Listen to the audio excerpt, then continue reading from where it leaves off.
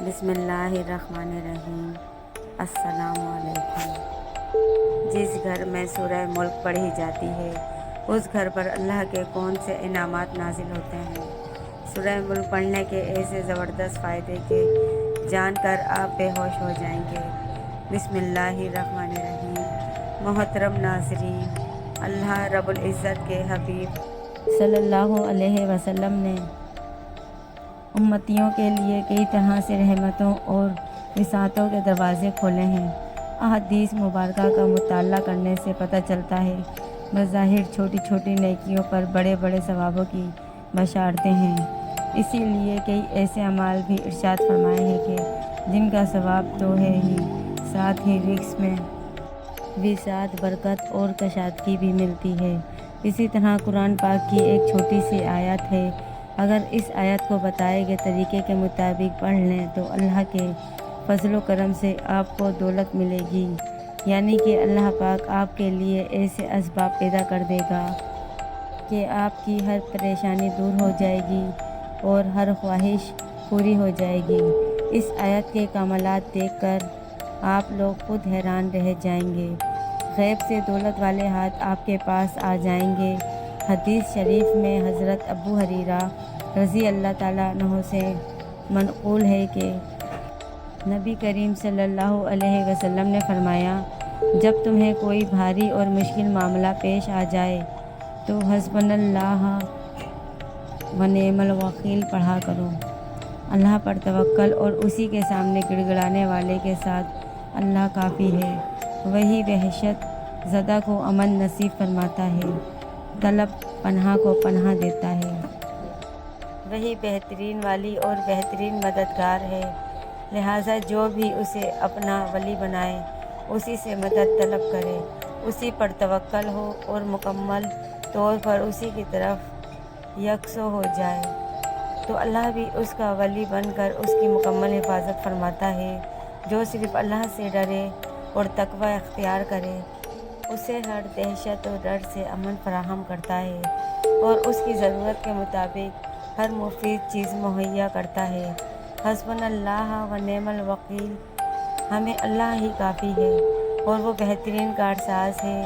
حضرت ابن عباس رضی اللہ تعالیٰ عنہ کا بیان ہے کہ حسبنا اللہ نعم الوکیل، حسبنا اللہ و نعم الوکیل کا کلمہ حضرت ابراہیم علیہ السلام نے اس وقت کہا تھا جب انہیں آگ میں ڈالا گیا تو اللہ تعالیٰ نے آگ کو ٹھنڈک اور سلامتی والی بنا دیا، اور یہی کلمہ حضرت محمد صلی اللہ علیہ وسلم نے اس وقت کہا تھا جب کفار نے آپ کے مقابلے میں لشکر جرار تیار کیا ہے، تو ان سے ڈرو مگر اس سے آپ کے ایمان میں وہ بھی اضافہ ہو۔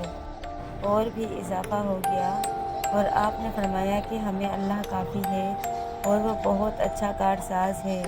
ناظرین، اللہ پاک جب کرم کرتا ہے تو انسان کی عقل تنگ رہ جاتی ہے، اور معجزے کرنے والی ذات صرف اللہ کی ہے۔ بس ہمیں ہر نعمت پر شکر ادا کرنا چاہیے۔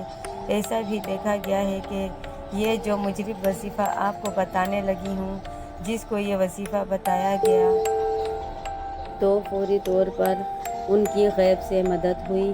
یہ مجرب وظیفہ رزق اور دولت کے لیے جو آج آپ کو ویڈیو پر بتایا جائے گا، یقین مانیں اور یقین کیجیے کہ اس وظیفے کو پڑھنے والا کبھی ایسا نہیں ہوا کہ اس کی زندگی میں فوری طور پر پیسہ نہ آیا ہو، فوری طور پر اس کی دولت، فوری طور پر اس کی رزق نہ ملا ہو۔ ناظرین، اللہ پاک کی ذات پر یقین کرتے ہوئے اپنے یہ وظیفہ پڑھ لینا ہے۔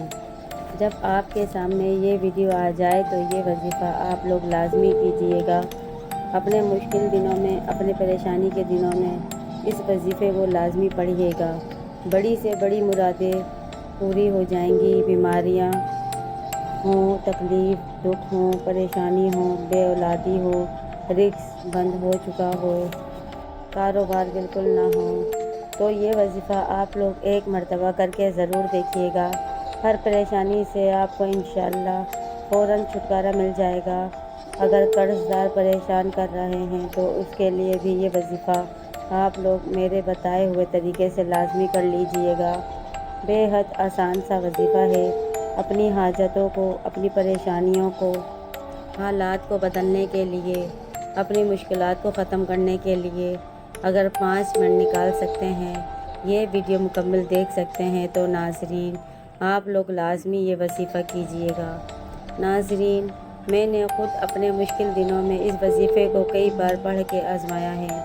جب بھی مجھ پر کسی بھی طرح کی کوئی مشکل آئی، چاہے وہ پیسوں کی ہو، چاہے وہ قرض کی ہو، چاہے وہ کوئی بھی ہو، کبھی ایسا بھی ہوا زندگی میں کہ بیماریوں نے گھیر لیا ہو، تو اس طرح کی جتنی بھی پریشانیاں تھیں اللہ پاک نے فوری طور پر حل کر دیں۔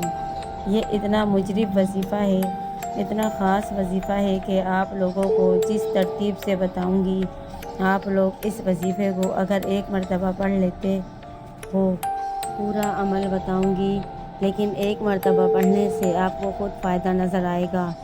تو ناظرین اس وظیفے کو خود بھی پڑھ لینا، اس وظیفے کو تمام دوستوں کے ساتھ شیئر بھی کر دینا۔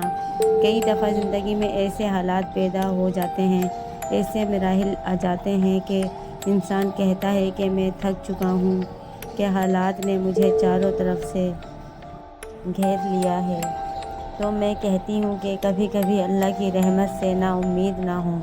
اللہ پاک وہاں سے راستے بتاتا ہے جہاں سے انسان سوچتا بھی نہیں ہے، اور ہمارے پاس چاہے کچھ ہے یا نہیں ہے، ہمارے کوئی اعمال ہے یا نہیں ہے، لیکن ہمارے پاس جو سب سے بڑی طاقت ہے وہ ہے دعا کی طاقت۔ دعاؤں کا رنگ نہیں ہوتا، مگر جب یہ دعائیں رنگ لاتی ہیں تو زندگی میں جو انسان کا بالکل مایوس ہو چکے ہوتے ہیں ان کی زندگی میں رنگ بھر جاتے ہیں۔ انسان اپنی محبت میں خدا کی محبت کے علاوہ خدا سے سب کچھ مانگتا ہے۔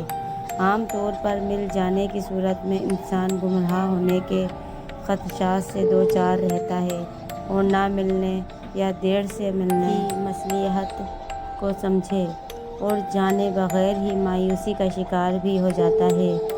غنائم سے اپنی ضرورت کے مطابق نہیں بلکہ ان کے رتبے کے حساب سے مانگا جاتا ہے، اور رتبہ کو جاننے کے لیے ہم ہرگز جدوجہد نہیں کرتے۔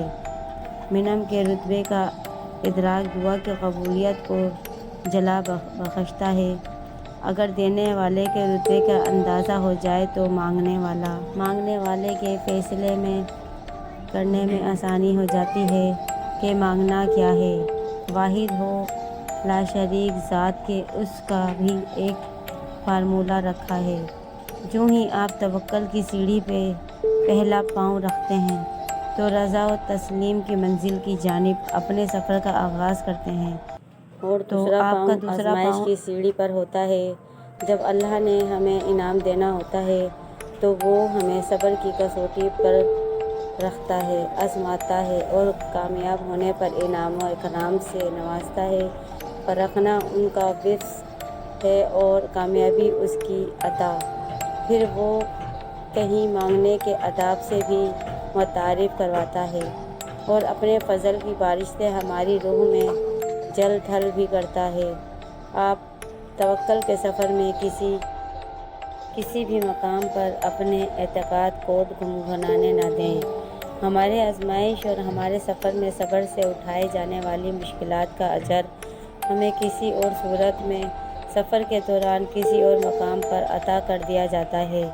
راستہ اور سفر اگر جانب منزل ہو تو دوران سفر ہی منزل کی بشارت اور نوید مل جاتی ہے۔ شرط یہ ہے کہ یقین کامل رہے۔ اللہ یقین کا نام ہے۔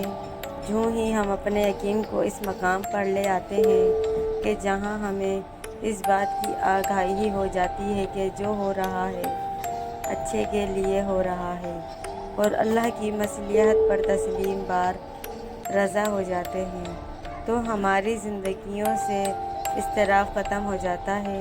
اللہ کے حکم اور ہماری تسلیم کے درمیان جو فاصلہ ہے اسی کا نام اضطراب اور بے چینی ہے۔